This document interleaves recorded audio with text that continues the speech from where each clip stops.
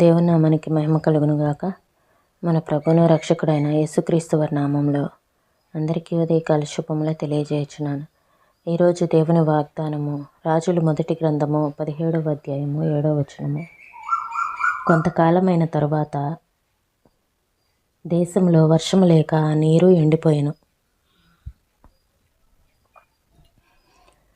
ఏలియా గారు ఆహాబ్ దగ్గరకు వచ్చి, నేను ఎవరి సన్నిధిని నిలవబడి ఉన్నానో ఆ దేవుని జీవముతోడు మంచైనను ఈ సంవత్సరములలో మంచైనను వర్షమైనను పడదని ప్రకటించారు. వర్షం పడదని దేశంలో వర్షము పడదని ప్రకటించారు. ఏలియా గారు ప్రకటించిన తర్వాత దేవుని వాక్కు ఏలియా గారికి ప్రత్యక్షమై, నువ్వు ఇక్కడి నుంచి వెళ్ళి కేయితు వాగు దగ్గర దాగి ఉండు, అక్కడ నేను కాగోళము చేత ఆహారం పంపిస్తాను అని దేవుడు సెలవీయగా ఏలియా గారు అక్కడి నుంచి కెరీతు వాగు దగ్గరకు వెళ్ళారు. కెరీతు వాగు దగ్గరకు వెళ్ళినప్పుడు కాగోళంలో ఆహారం తీసుకొని వచ్చిన తర్వాత కొంతకాలానికి ఆ దేశంలో వర్షం లేదు. వర్షం లేక నీరంతా ఎండిపోయింది. అయితే ఆ వాగులోని నీరు క్రమక్రమంగా తగ్గిపోతూ ఉంది. అప్పుడు అలాంటి సమయంలో ఏలియా గారు అదంతా గమనిస్తూ ఉన్నారు.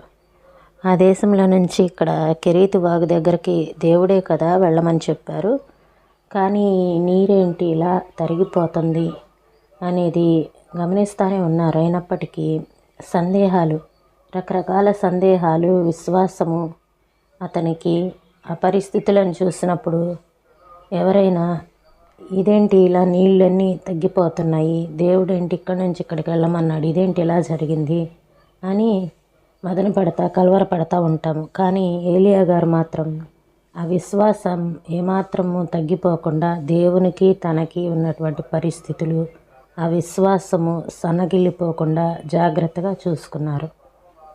ఆ వాగులోని నీరు క్రమక్రమంగా తరిగిపోవుట కొన్ని వారముల నుండి ఏలియా గమనించుచుండెను. అప్పుడప్పుడు సందేహము అతనిని ఊగులాడించినది. కానీ తన దేవునికిని తనకును మధ్య పరిస్థితులు తన విశ్వాసమును భంగపరచకుండా చూచుకొనెను. కొన్నిసార్లు మబ్బులో నుండి పొగలో నుండి సూర్యకిరణములు సూటిగా మన మీద పడినట్లు అనుమానము మన పరిస్థితుల గుండా దేవుని చూచును. అయితే విశ్వాసము తనకును పరిస్థితులకును మధ్య దేవుని పెట్టుకొని చూచును. అదే తేడా. కావున దేవుని గుండానే తన పరిస్థితులను చూచును. ఆ పద్ధతిలో తరిగిపోవచ్చున్న ఆ వాగు ఏలియాకు వెండి త్రాడు వలె కనబడినది. ప్రతి వాగును వెండి త్రాడు వలె పెద్ద రాతి బండల మీద పర్వత మట్టమున నిలిచి ఉన్నవి.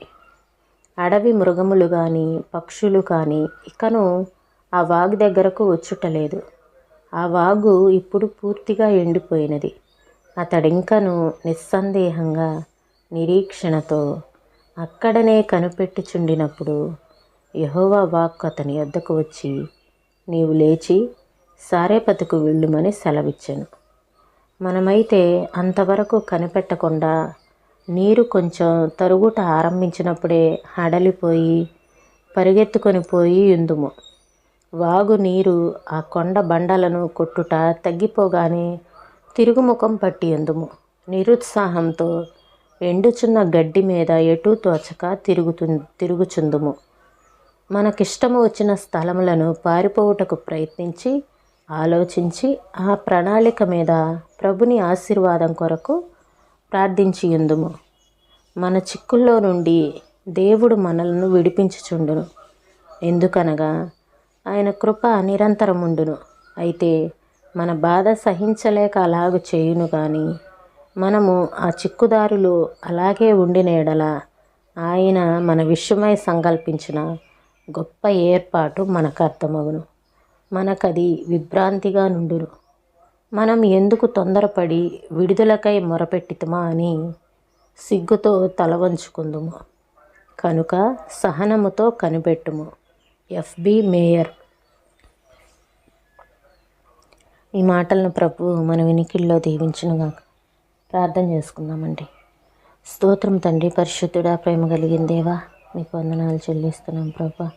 అయ్యా, కొంతకాలం అయిన తర్వాత కెరీతు వాగు దగ్గర కన్నీళ్ళన్నీ తగ్గిపోవటం ప్రారంభించినాయి. అయితే నాయనా ప్రభువా, ఏలియా గారు ఏమాత్రమూ సందేహించకుండా, ఒకవేళ సందేహాలు మనసులో ఏమైనా ప్రశ్నలు వచ్చినాయేమో కానీ అవన్నీ తన యొక్క విశ్వాసాన్ని ఏమాత్రము చెక్కు చెదరనీయకుండా, విశ్వాసము సన్నగిల్లిపోనీయకుండా ప్రభువా మీ వైపు చూశాడు. మీ మీదనే పూర్తిగా నమ్మకం ఉంచాడు ప్రభువా. అలాంటి పరిస్థితులు ఎన్ని వచ్చినా ఈ విశ్వాసంను, నా విశ్వాసం ఏమాత్రమో కదిలించలేవు అని నాయనా ప్రభా గొప్ప ధైర్యంతో ముందుకు సాగిపోయాడు.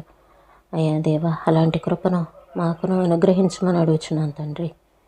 దేవా, విశ్వాసము కదిలిపోయే పరిస్థితులు ఎన్ని వచ్చినప్పటికీ దేవా నాయనా స్థిరమైనటువంటి మనసును మీ ఎదుట మేము ఉంచడానికి మాకు సహాయం చేయండి తండ్రి. దేవానికి వందనాలు చెల్లిస్తున్నాం ప్రభా. అయ్యా, సహనము ఏమాత్రము నాయనా ప్రభా, సహనంతో నీ వైపు చూసిన వారిని, నీ ఎదుట నాయనా ప్రభా కనిపెట్టిన వారిని నాయనా ప్రభా ఏనాడు నాయనా ప్రభా సిగ్గుతో తలదించుకున్నట్లుగా నేను చూడలేదు ప్రభా. అయ్యా, నీ వైపు చూసిన వారిని, సహనంతో కనిపెట్టుకున్నవారు ఎప్పటికీ నాయనా ప్రభా సిగ్గుతో తల వంచుకొనరని మీ మాటలు మాకు తెలియపరుస్తూ ఉన్నాయి. నిరుత్సాహంతో ఉండే పరిస్థితులు వచ్చిన దేవా నా తండ్రి నాయనా ప్రభా, హడలిపోయే పరిస్థితులు వచ్చిన, ఎలాంటి పరిస్థితులు మాకు ఎదురైనప్పటికీ మేము ఆ పరిస్థితుల్లో నుంచి పారిపోవటానికి ప్రయత్నించకుండా దేవా, ఎలాంటి చిక్కుముళ్ళు వచ్చినా ఆ చిక్కుల్లో నుంచి మీరు మమ్మల్ని విడిపిస్తారని మేము అక్కడే ఉండి కనిపెట్టే కృపను మా అందరికీ దయచేయమని యేసయ్య పరిశుద్ధమైన నామంలో అడిగి వేడుకొంచున్నాం తండ్రి. ఆమేన్.